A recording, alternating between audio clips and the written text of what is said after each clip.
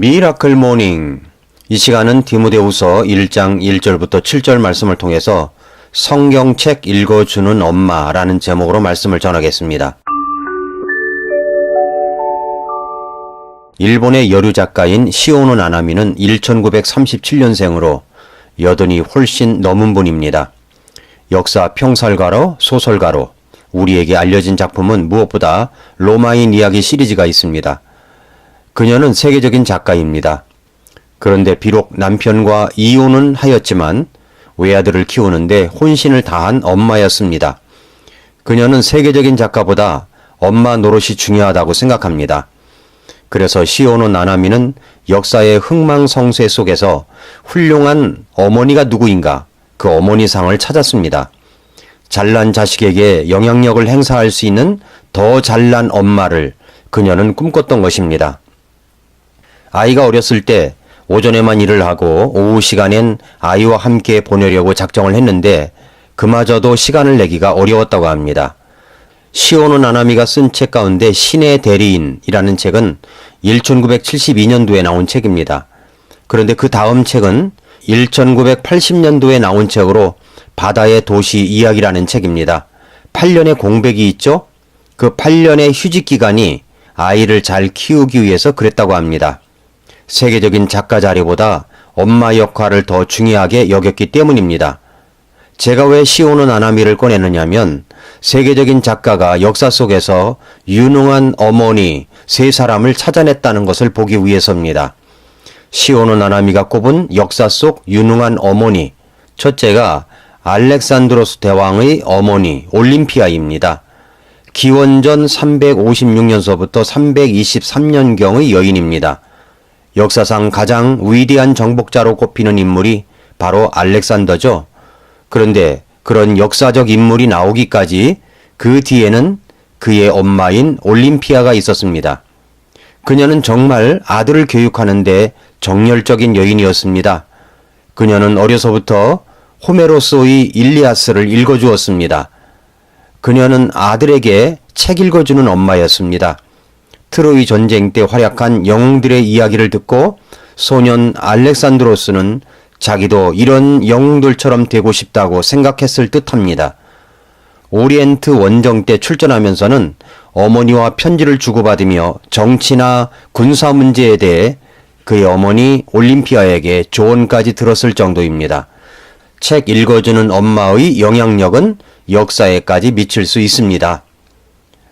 시오노 나나미가 꼽은 역사 속 유능한 어머니, 두 번째는 그라쿠스의 형제의 어머니 코르넬리아입니다.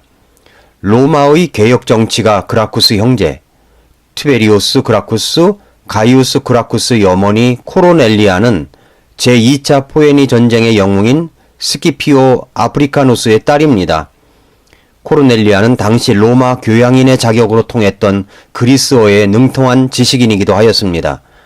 기원전 154년에 남편과 사별하고 난 뒤에 재혼하지 않고 자녀 교육에 올인하였습니다.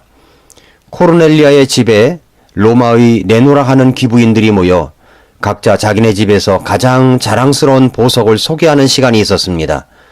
그 기부인들이 다이아몬드, 금팔찌 등을 자랑하고 있었을 때 코르넬리아는 자기의 두 아들을 데리고 와서 얘들이 나의 보석이라고 말했습니다.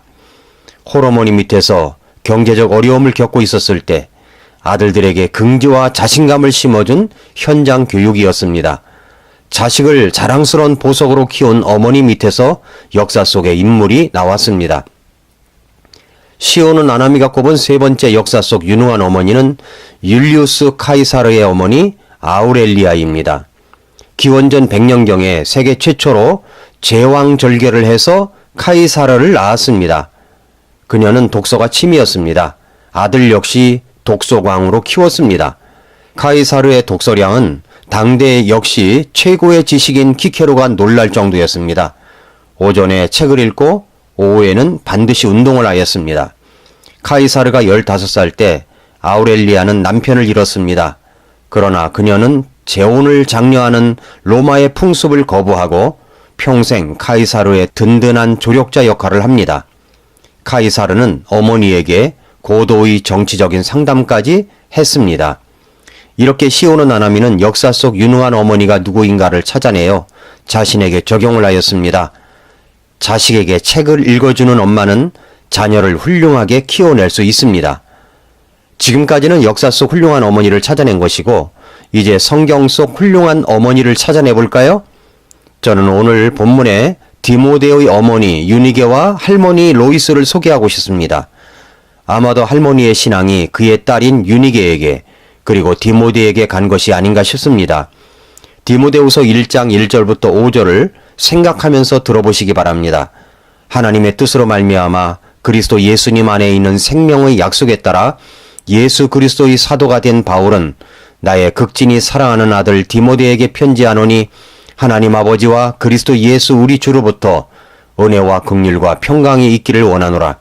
내가 밤낮으로 기도하는 가운데 끊임없이 너를 기억함으로 내 선조들 때부터 내가 순수한 양심으로 섬기는 하나님께 감사를 드리고 네 눈물을 마음 깊이 생각하며 너 보기를 몹시 원함은 내가 기쁨으로 충만하게 되고자 함이라.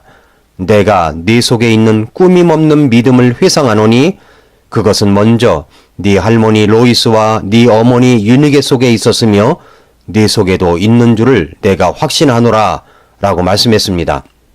사도 바울이 디모데에 대해서 이야기할 때 디모데가 어떤 사람이었는가를 알 수 있습니다. 첫째는 극진히 사랑하는 아들이라고 부릅니다. 2절에 나의 극진히 사랑하는 아들 디모데에게 편지하노니 연로한 사도가 자기의 임종을 얼마 남지 않은 이 사도가 이제 젊은 디모데를 부를 때 마치 늦둥이 아들을 낳은 것처럼 그런 마음과 사랑으로 디모데를 대한 것 같은 느낌입니다.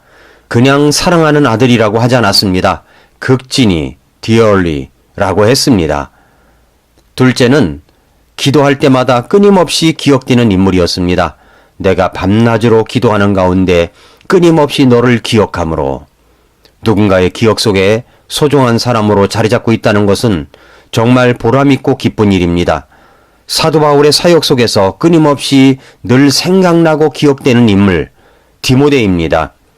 저도 사역자들을 데리고 있어 봤지만 여기 있다가 다른 곳으로 가더라도 끊임없이 기억되는 사람이 있고 기억도 안 나는 사람이 있습니다. 끊임없이 기억나는 사람은 성품이나 사역의 열정이 남다른 사람입니다. 디모데가 그렇지 않았을까요?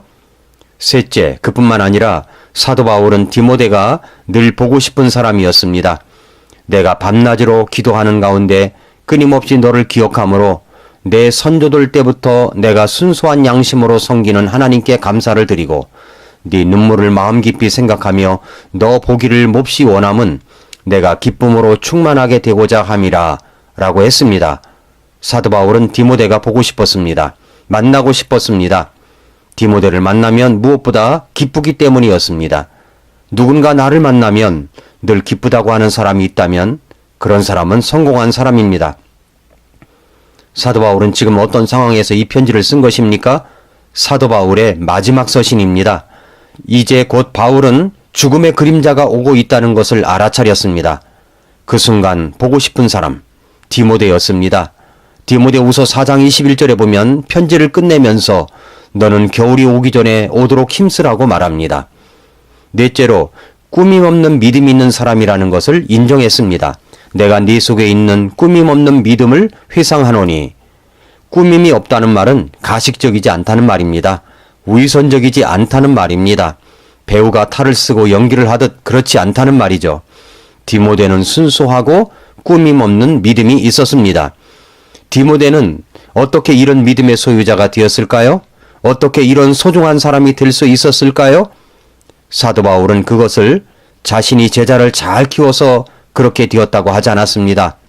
디모데후서 1장 5절이 해답입니다. 내가 네 속에 있는 꾸밈없는 믿음을 회상하노니 그것은 먼저 네 할머니 로이스와 네 어머니 유니게 속에 있었으며 네 속에도 있는 줄을 내가 확신하노라. 할머니 로이스, 어머니 유니게의 믿음 속에 바로 이러한 요소들이 있었습니다. 꾸밈이 없는 믿음의 어머니들이었습니다. 진실하고 간절한 어머니의 믿음이었습니다. 사도행전 16장에 보면 디모데의 어머니는 유대 여인이라고 나와 있습니다. 디모데의 아버지는 그리스인이었습니다. 이 유대인 엄마가 예수님을 만났습니다. 자식을 어떻게 키웠을까요? 저는 예수 그리스도를 믿는 믿음 안에서 이 할머니와 엄마가 분명히 신명기 6장 말씀대로 디모데를 키웠을 것이라고 확신합니다. 신명기 6장 1, 2절을 보면 이제 주 너희 하나님께서 너희에게 가르치라고 명령하신 명령과 법규와 판단의 법도가 이러하니 이것은 너희가 가서 소유할 땅에서 너희가 그것들을 행하게 하려 하며 또 네가 평생토록 주 네 하나님을 두려워하며 내가 너와 네 아들과 네 손자에게 명령하는 그분의 모든 법규와 명령을 지키게 하려 함이니라. 그리하면 네 날들이 길게 되리라 라고 했습니다. 이 말씀을 알고 있는 사람이라면 자식을 어떻게 키워야 할지 찾습니다. 신명기 6장 4절 9절을 보면 하나님을 알고 구원받은 부모라면 자식을 어떻게 키워야 하는지 그 말씀이 기록되어 있습니다. 오 이스라엘아 들으라. 주 우리 하나님은 한 주시니 너는 네 마음을 다하고 혼을 다하고 힘을 다하여 주 네 하나님을 사랑하라.